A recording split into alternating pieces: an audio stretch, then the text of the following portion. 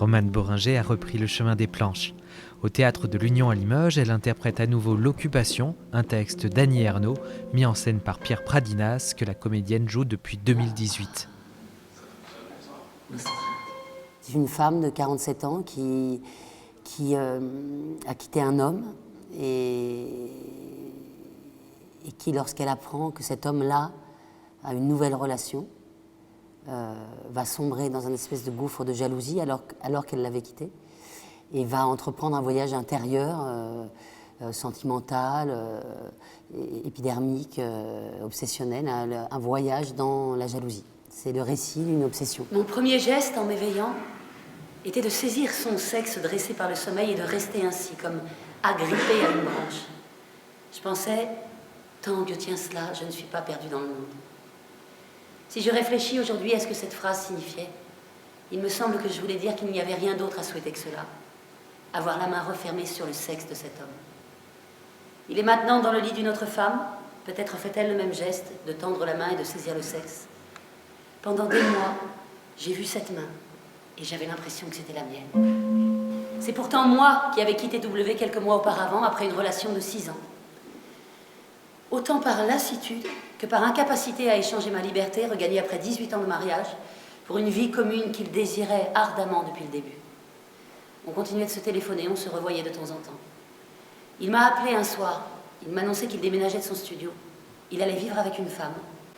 À la sensation de débâcle qui m'a envahi, j'ai perçu qu'un élément nouveau avait surgi. À partir de ce moment, l'existence de cette autre femme a envahi la mienne.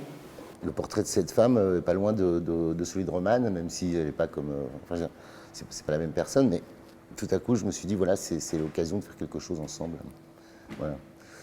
Après, on a décidé justement de pas faire forcément juste quelqu'un, une actrice qui dit un texte et tout ça, mais au contraire de l'incarner et d'en faire un spectacle. Donc avec une musique originale jouée en direct, avec des images, pour que les choses soient spectaculaires et théâtrales, qu'on ne reste pas dans l'intimité d'une lecture que ça n'est pas. Donc.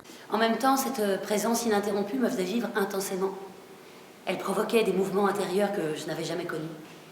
Déployait en moi une énergie, des ressources d'invention dont je ne me croyais pas capable, me maintenait dans une fiévreuse et constante activité. C'est le 9e, je crois, spectacle, je ne sais plus si c'est le 9e ou le 10e qu'on fait ensemble. On se connaît bien.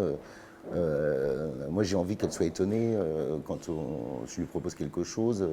On adore travailler ensemble, mais bon, voilà, on se renouvelle à chaque spectacle. On essaie de renouveler au moins notre plaisir pour inventer quelque chose de nouveau à chaque fois. Et c'est ce qui s'est produit avec ce texte, en fait. Anticipant le plaisir dans une vie normale, était remplacé par des images jaillies du dehors qui me vrillaient la poitrine. Je n'étais plus libre de mes rêveries. Je n'étais même plus le sujet de mes représentations. J'étais le squat d'une femme que je n'avais jamais vue. Ou comme m'avait dit un jour un Sénégalais à propos de la possession dont il se croyait l'objet de la part d'un ennemi, j'étais maraboutée.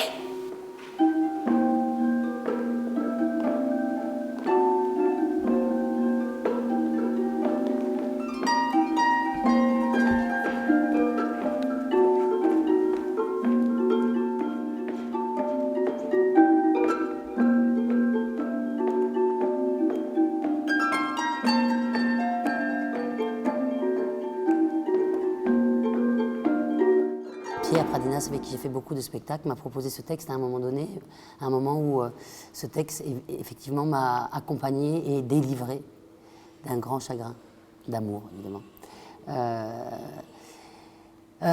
Ouais, parfois il y a des textes